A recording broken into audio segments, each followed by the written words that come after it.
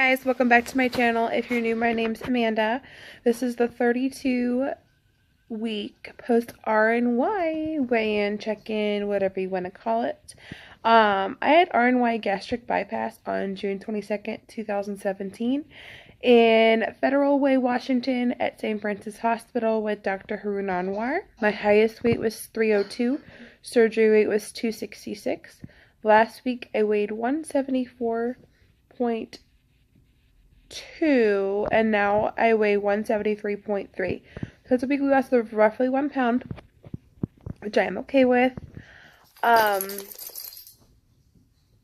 This week has been pretty rough for me with the whole stressing about the bullying stuff with my son. I did go to the gym every day, but Saturday and Sunday, those are my days off. So I am continuing, of course, with that. And I'm trying to work out hard enough to where I sweat, because before, at my highest weight, I used to sweat just sitting. Literally, I'd be glistening everywhere. Like, I'd sweat everywhere. There wasn't a place I didn't sweat, which was pretty gross, and I would layer my clothes so no one would see it. But now I really don't sweat at all, which is good. So even when I work out, I barely sweat, which is crazy. So I really try hard to work out hard enough to make myself sweat. And that's a really push for me, because my fibro has really just been acting up this week. It's been really rainy here in Washington, and everyone has this, like, they think it's always rainy in Washington. It rains more when I lived in Maryland for 3 years. Yes. High five. At his bed. I knew it. Okay, I love you. Go put your pants on for school, please. Sorry, my son wanted to tell me he found his pad because we were looking for it. But, so it rains more in Maryland than it honestly, like, and even the statistics online say it rains more there. It like sprinkles in the morning and then you're good for the rest of the day. Except for like winter. Winter we don't really get snow. At least in western Washington we get more rain. And it like rains all day, every day.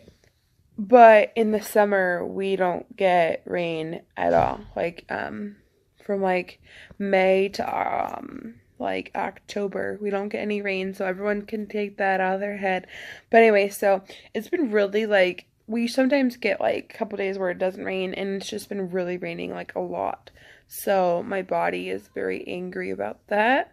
So some days I've taken it easy at the gym just because it hurts and I don't want to hurt, and I'm in pain pretty much all day, every day. Some people and some doctors that I've come across don't believe fibro is a thing. It's very much a thing. If they named it wrong, or if they have to find out more like science behind it, they should. But my joints hurt the worst, and then my muscles like are second, if that makes sense. But so yeah, I've tried to really uptake and keep my water uptake in and get all my vitamins in, which I did. And I have my vitamin B12 shot this week, so hopefully I have more energy. Doubt it. 1 shot a month just doesn't seem like enough for me. My levels came back good because I had my shot like 2 days before they did my levels. Next month, March, I have to get my levels tested, and I won't do my shot a couple of days before. So we shall see. Update on the bullying thing. I don't know if I said in my last video, but I had to get really loud at a meeting with them in order for them to see how serious this situation is, which it shouldn't take that. I had a meeting on Wednesday with some big dogs from the school district and his IEP team, and they moved the boy out of the class because my son was falling asleep in class Monday and Tuesday because he wasn't sleeping well, because he was having nightmares about being hit and I've cried a lot because I feel very guilty. I just want to, as a mom, you want to fix everything, and this is one thing I tried very hard to fix, and I did. Just took 2 weeks, which it shouldn't be like that. Like, especially with what's going on now in this world with people and bullying and suicide and kids going into school and shooting up schools. Like, there was a shooting in California, a middle school girl. A middle school girl.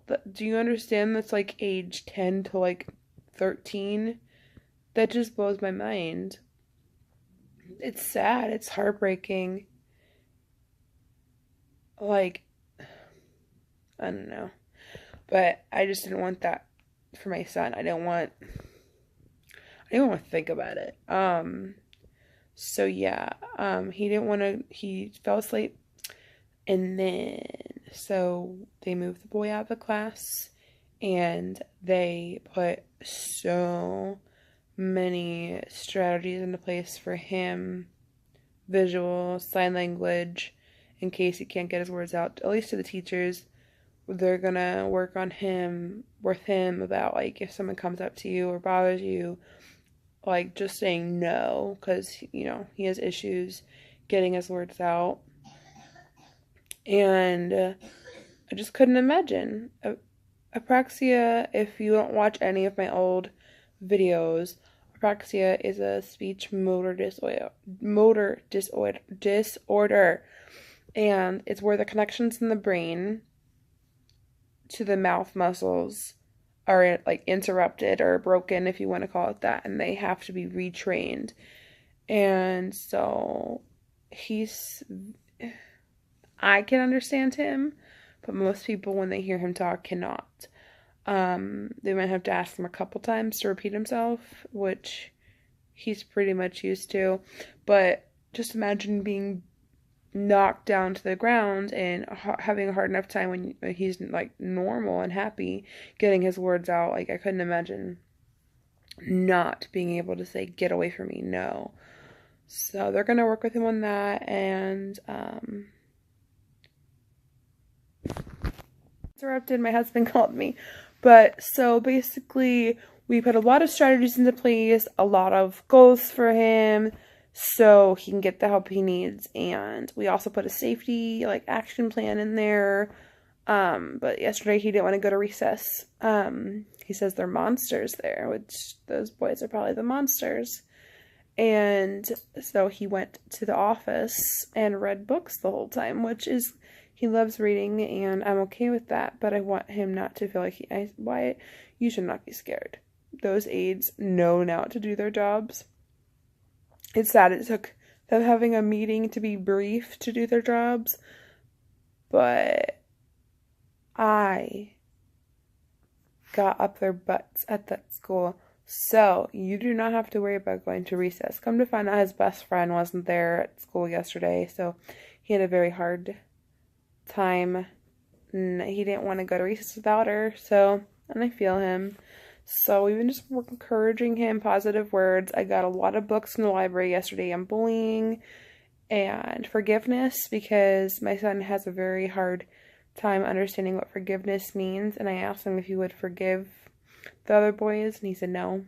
So I'm really trying to show him forgiveness and empathy, and understands that these boys obviously have issues deeper than just hitting you, and I want him to realize that. So we got books on that, and we got books on body parts, because I don't know if I said in my previous videos, but he was going to the bathroom and he got attacked in the bathroom, and his penis was out because he was peeing at the urinal. And so the one boy that hit him in the head was like, "Oh, ew," and ran.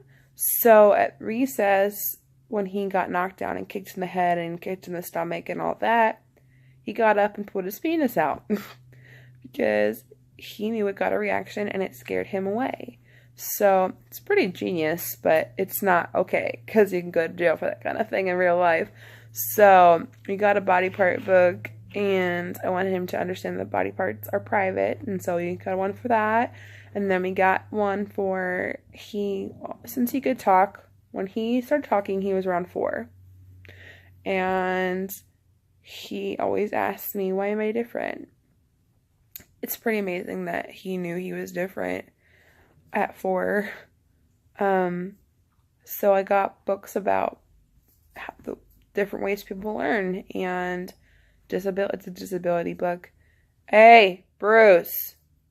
No, sir. And I got another disability book coming. I ordered on Amazon. It's called My Brother Is So Special, and it's from an older sister's point of view of her brother with apraxia. So I think that's really great, and I'm excited for that book.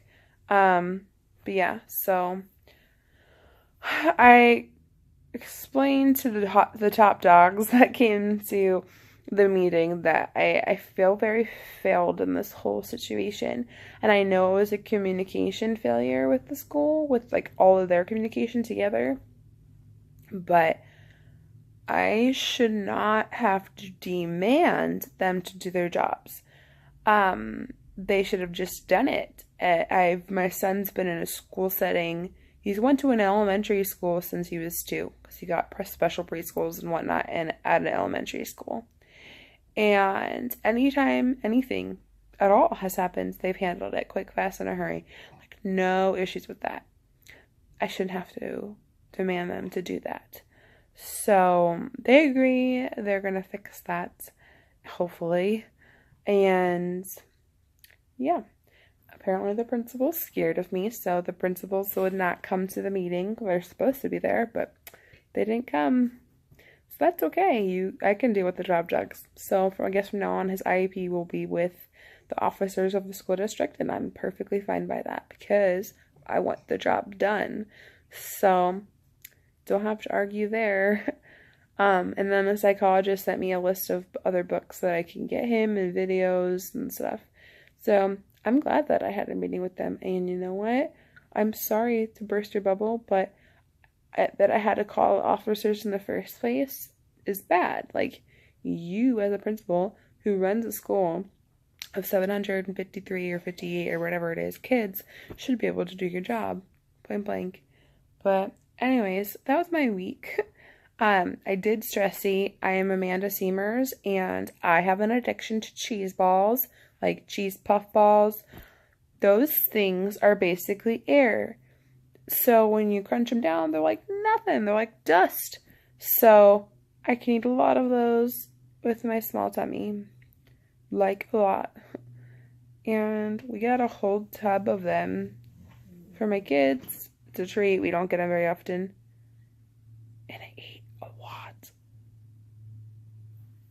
So that might be only why I lost 1 pound.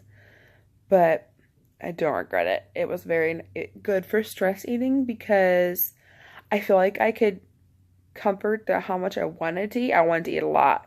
And cheese puffs are a good thing that I can eat a lot of that fit. I'm like, I can not get sick. So I will never buy them again. I told my husband, do not let me buy cheese balls ever again because I have how much I ate of those. So yeah, guys, anyways, I will see you next week for week 33. Have a good day.